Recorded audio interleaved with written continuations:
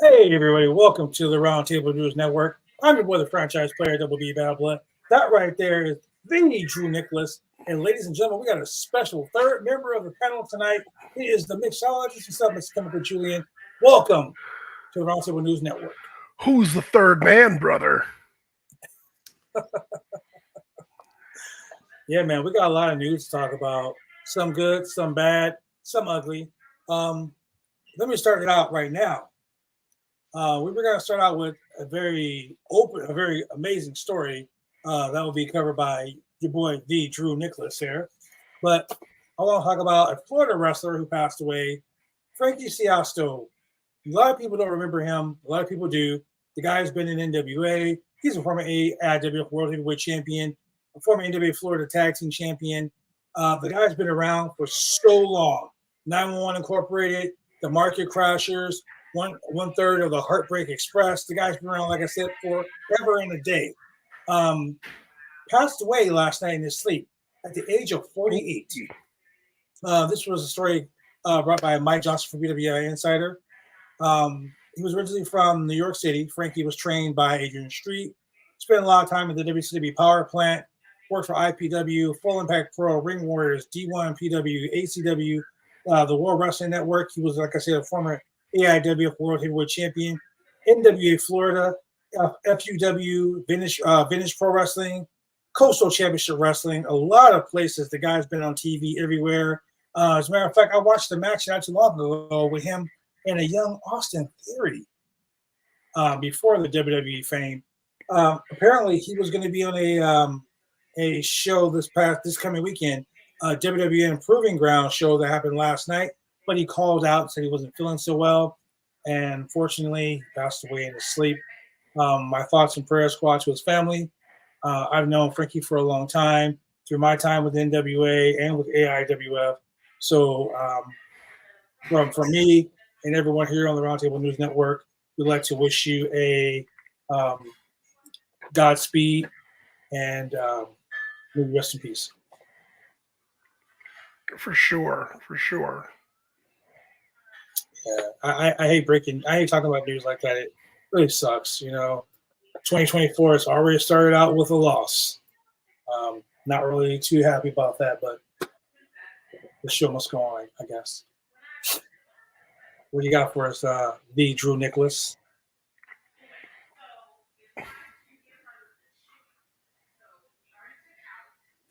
I can't hear anything you're saying, Drew. Yeah, sorry. I thought it was just me. All right. I muted to cough and I forgot to unmute myself. So I think that the first big story of the week we need to touch on is Seth Rollins. As we know, yesterday, the popular Twitter account WrestleVotes, which seems to get some news right, they're getting some stuff. They have some sources within the wrestling world. They tweeted that they were told that Seth would be addressing his health and future as World Heavyweight Champion this coming Monday on Raw. Now, of course, Seth Rollins sustained an injury in his match against Jinder Mahal last week, I believe it was. And he was pulled from all live events, which is usually not a good sign. Sean Ross Sapp yesterday reported on Twitter that Seth sustained a torn MCL and a partially torn meniscus. The Wrestling Observer newsletter noted Seth Rollins versus CM Punk, as of right now, is currently confirmed as the WrestleMania plan. However, since Rollins is going to be opening the show on Monday, that may end up not being the case anymore because he could potentially be relinquishing the World Heavyweight Championship. So here's a question. Given his injuries, how long is he slated to be out of action? Well, as someone that has a meniscus tear in my left knee, doctors told me 6 to 8 weeks. So we all know that WBE doctors are better than yours. So he should probably back in Facts. 4 to 6 weeks. I mean, we all remember when John Cena was out injured so many years ago, and he came back to the Royal Rumble like months ahead of schedule. I don't think that Seth Rollins is going to half-ass his rehab.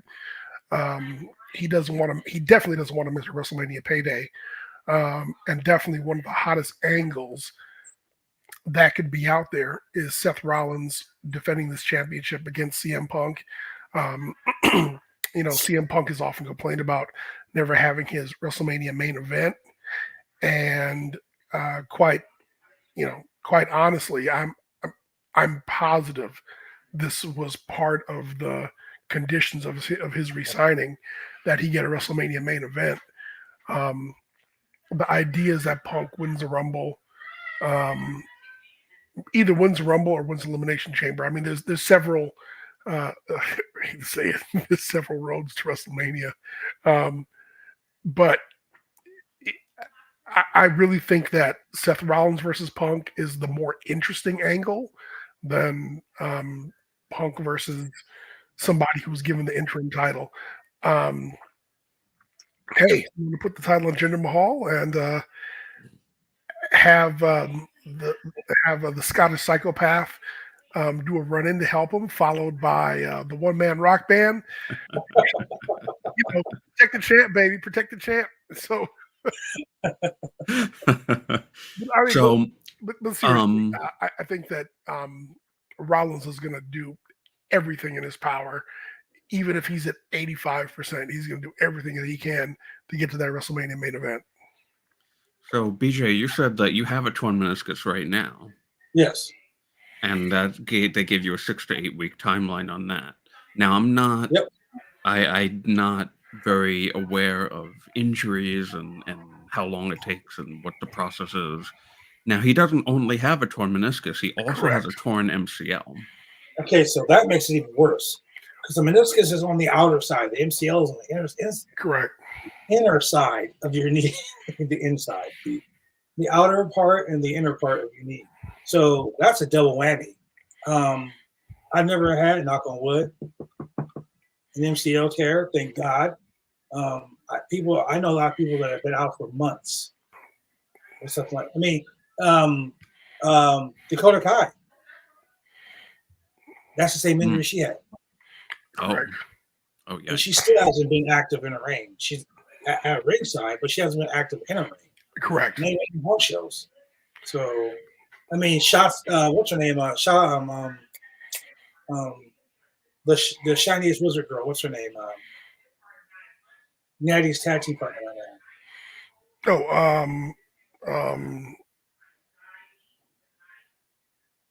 Dang it. Can't think of her name at this moment. But she had double MCL tears. Wow. And she was out for like almost a year. So wow. So it's more than likely he'll be dropping the title then. I don't want to speculate on that, but realistically, like even with the WWE doctors the way they are, Tegan Knox, that's her name.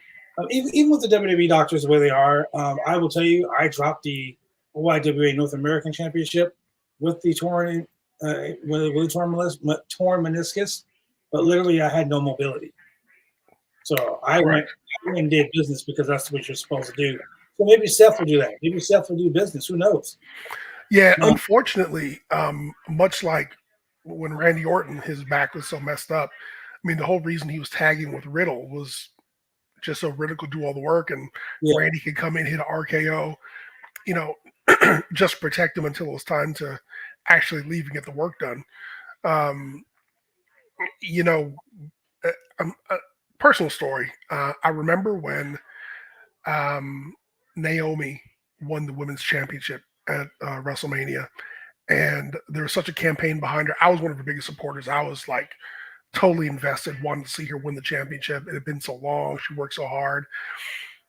And then she got injured.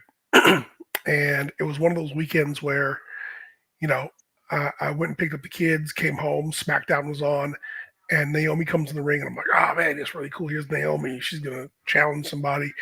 And because of her injury, she said, I don't want to do this, but I'm injured and I can't defend the belt, so I have to give up the title. And Naomi went to the back of the line. Big difference here is Seth Rollins is not going to go back to the back of the line.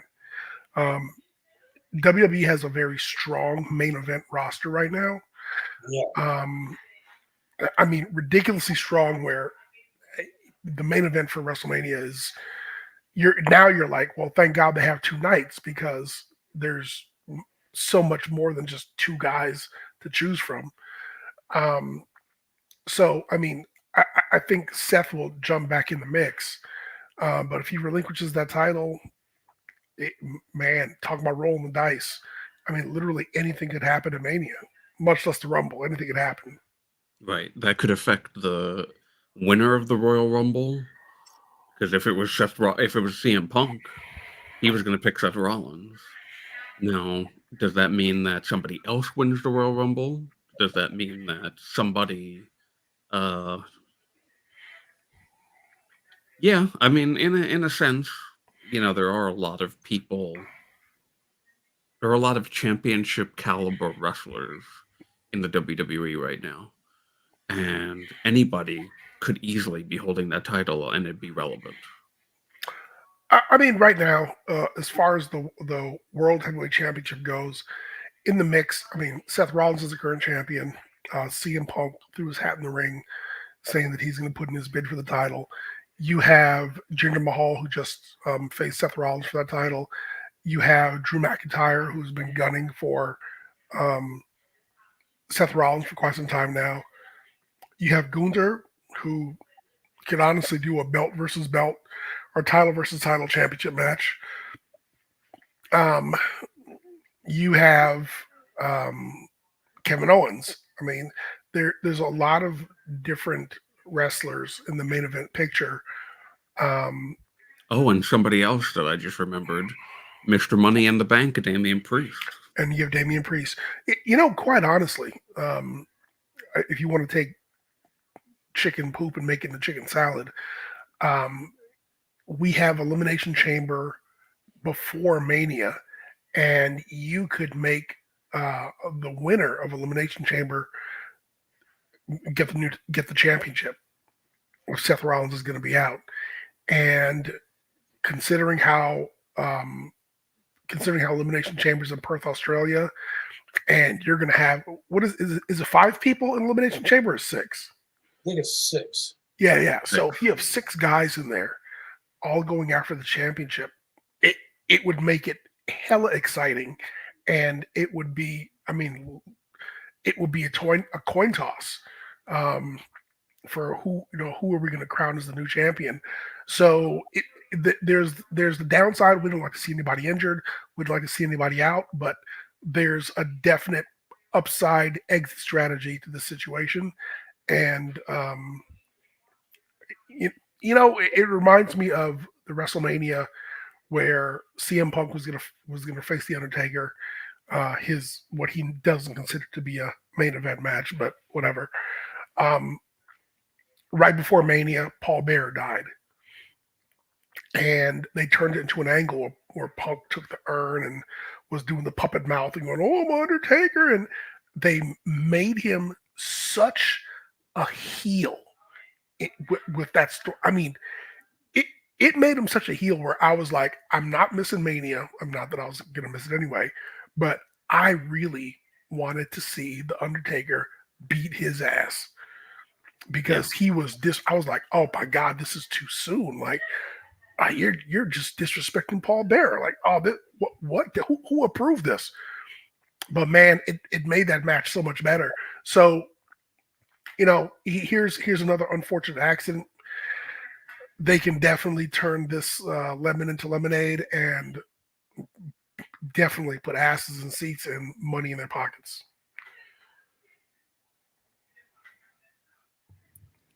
Yeah. So the next story that we can talk about is, of course, Kazuchika Okada leaving New Japan Pro Wrestling. This was a crazy thing that nobody really saw coming. Correct. On Thursday, New Japan Pro Wrestling announced that Okada would be leaving the company after his contract ends on January 31st of this year. Fightful Select reported that Okada met with New Japan Pro Wrestling officials, and it was clear they would not come to terms on a new contract, but the departure is amicable, and there doesn't seem to be any ill will towards them between the two of them. So, I think Bad Blood is frozen. Were you there? Yes, he is, and he's gone. And he's gone. So So that was a shocking thing that nobody really saw coming, because I'm not really a New Japan guy. The most I've seen of New Japan is Forbidden Door, honestly. But when you think of like people who are lifers of certain companies, yeah, it felt like Okada was a New Japan lifer. So man, that was I really will. surprising to me. What'd you think of that, Julian? So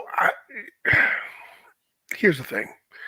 A few years ago, I started watching New Japan Pro, the website, and I was watching. I caught like Wrestle Kingdom. I caught some of the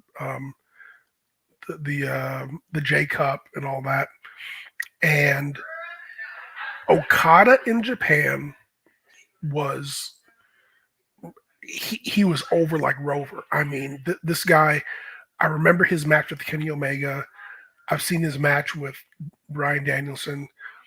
In Japan, Okada was just Hulk Hogan style, over the top. When he came to Forbidden Door, it just wasn't the same. And I don't. I mean, I get it. He wasn't cutting promos. He wasn't really. People didn't really know him. Like you were saying, unless you watched New Japan, you don't really know the guy, knows move sets, and know just what a great wrestler he is. And it's the same thing when I watched New Japan and um,